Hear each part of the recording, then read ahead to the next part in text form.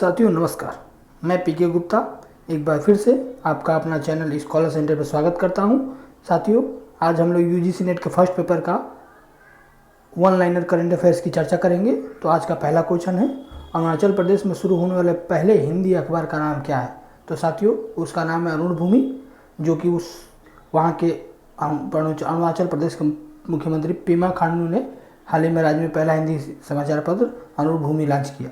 आते हैं दूसरा क्वेश्चन। आज का दूसरा क्वेश्चन है, दिल्ली वायु प्रदूषण से निपटने के लिए भारत के साथ काम करने के लिए किस देश के पर्यावरण वैज्ञानिक सहमत हुए हैं? साथियों इसका आंसर ब्रिटेन चूँकि मैनचेस्टर विश्वविद्यालय के वायु गुणवत्ता विशेषज्ञों ने, जो कि ब्रिटेन के हैं, दिल्ली के वायु प्रदूषण से निपटने के लिए भारतीय पृथ्वी विज्ञान मंत्रालय, भारतीय उष्णकटिबंधीय मौसम विज्ञान संस्थान और भारतीय प्रौद्योगिकी संस्थान मद्रास के साथ हाथ मिलाया है। आगे बढ़ते हैं तीसरा क्वेश्चन। आपका तीसरा क्वेश्चन है, किस राज्य ने हाल ही में 1 जनवरी 2020 से प्लास्टिक के एकल उपयोग की बिक्री और भंडारण पर प्रतिबंध लगाने की घोषणा की है? तो साथियों बहुत इंपॉर्टेंट क्वेश्चन है, ये क्वेश्चन आ सकता है। 1 जनवरी 2020 से केरल, जो कि स्टेट है, दक्षिण भारत का स्टेट है, उसने एकल प्लास्टिक यूज पर प्रतिबंध लगा दिया है। आगे बढ़ते हैं। आज का अगला क्वेश्चन, अभी 27 हाल ही में 27 नवंबर 2019 को इलेक्ट्रॉनिक सिगरेट बिल का निषेध किसने पारित किया? तो साथियों ये भारत सरकार के लोकसभा ने इलेक्ट्रॉनिक सिगरेट विधेयक को निषेध पारित किया, जो कि अब गैर कानूनी होगा किसी प्रकार से इलेक्ट्रॉनिक सिगरेट बेचना भारत में। आगे बढ़ते हैं। चाहे वो उत्पादन के मामले में, उपयोग के मामले में, भंडारण के मामले हो, आयात निर्यात, किसी भी प्रकार से इसका विज्ञापन पर भी प्रतिबंध लगा दिया गया। आगे बढ़ते हैं। अगला क्वेश्चन,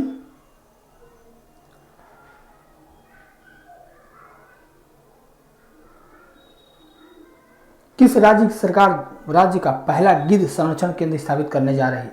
तो साथियों इसका आंसर होगा आपका उत्तर प्रदेश। जो उत्तर प्रदेश सरकार ने महाराजागंज जिले के दूर क्षेत्र में राज्य का पहला गिद्ध संरक्षण और प्रजनन केंद्र स्थापित करने का निर्णय लिया है। इस कदम के पीछे प्रमुख उद्देश्य लुप्त प्राय गिद्ध आबादी का संरक्षण करना है। आज का अगला क्वेश्चन, अभी हाल ही में किस देश को पहली बार यूनेस्को की विश्व धरोहर सूची की समिति में शामिल किया गया? तो साथियों उसका नाम है सऊदी अरबिया। अभी सऊदी अरबिया को, आइए देखते हैं इसका एक्सप्लेनेशन। सऊदी अरबिया को हाल ही में पहली बार संयुक्त राष्ट्र शैक्षिक, वैज्ञानिक और सांस्कृतिक संगठन यूनेस्को की विश्व विरासत समिति में शामिल किया गया है। विकास के बाद यूनेस्को की कार्यकारी बोर्ड की सदस्यता की जीत हुई है। आगे देखते हैं कि यूनेस्को है कहाँ। साथियों इसका हेडक्वार्टर है पेरिस में, जो कि फ्रांस में है, और इसका हेड है एड्रू एजुले, और इसको फाउंडेड या इसकी स्थापना की गई थी 16 नवंबर 1945 को लंदन में, यूनाइटेड किंगडम में। आगे बढ़ते हैं। 22वां क्वेश्चन इस सीरीज का, पैराडाइज बीच को हाल ही में नो प्लास्टिक जोन घोषित किया गया था। समुद्र तट किस राज्य या केंद्र शासित प्रदेश में स्थित है? तो साथियों इसका आंसर हुआ आपका पांडुचेरी, क्योंकि पांडुचेरी एक केंद्र शासित प्रदेश है। आइए देखते हैं इसका एक्सप्लेनेशन। सरकार ने हाल ही में पांडुचेरी को पैराडाइज बीच को प्लास्टिक वस्तुओं के उपयोग और बिक्री प्रतिबंधित करने के लिए नो प्लास्टिक जोन घोषित किया है। साथियों मुक टेस्ट 10, आगे आप देखते हैं पहला क्वेश्चन मुक टेस्ट 10 का इसी सीरीज में। तो आज का है, अंतर्राष्ट्रीय सोलर गठबंधन के बारे में निम्नलिखित में से कौन सा कथन सही है? आइए देखते हैं। पहला स्टेटमेंट है इसका, कर्क और मकर रेखा के बीच सभी देश अंतर्राष्ट्रीय सौर गठबंधन में शामिल हो सकते हैं। ठीक। दूसरा इसका स्टेटमेंट है,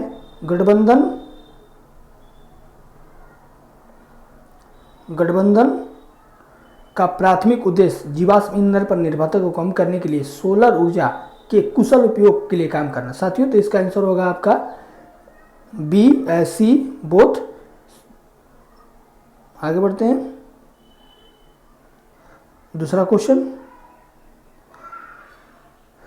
गैस एक सेकेंडरी प्रदूषक है जो फोटोकेमिकल स्मॉग में मौजूद होता है। तो साथियों इसका आंसर होगा आपका पैन, जो कि आपका सेकेंडरी प्रदूषक है। और जो कि फोटो केमिकल स्मोक में मौजूद रहता है। आगे देखते हैं अगला question, what is the BCC full form in email. Email में चूँकि साथियों फुल फॉर्म से रिलेटेड भी क्वेश्चन आते हैं, तो पूछ रहा है कि BCC का फुल फॉर्म क्या है, तो इसका आपका होगा साथियों D, आंसर आपका D होगा, यानी ब्लाइंड कार्बन कॉपी BCC का फुल फॉर्म होता है। आगे बढ़ते हैं अगला क्वेश्चन,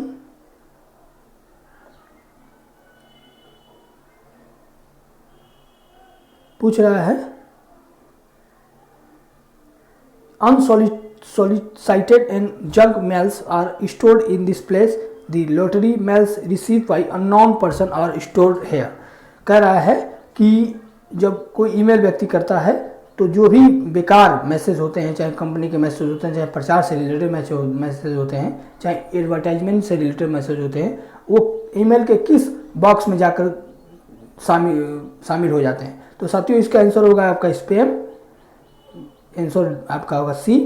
आगे बढ़ते हैं, पूछ रहा है article 21 and the RT right to education act can't into the effect on dash. अनुच्छेद पूछ रहा है कि 21 अनुच्छेद right to education act RT शिक्षा अधिकार कब लागू किया गया था। साथियों इसका आपका आंसर होगा 1 अप्रैल 2010 को ये लागू किया गया था। आइए थोड़ा इसके एक्सप्लेनेशन देख लेते हैं। यह 4 अगस्त 2009 को अधिनियमित किया गया था, जिसमें भारतीय संविधान के अनुच्छेद 21A के तहत भारत में 6 से 14 वर्ष के बच्चों के लिए मुफ्त और अनिवार्य शिक्षा का महत्व को तौर तरीकों का वर्णन है। आगे बढ़ते हैं, आज का 6वां क्वेश्चन इस सीरीज का, सही जुड़ी अनुमान लगाइए। कह रहा है एशियाटिक सोसाइटी ऑफ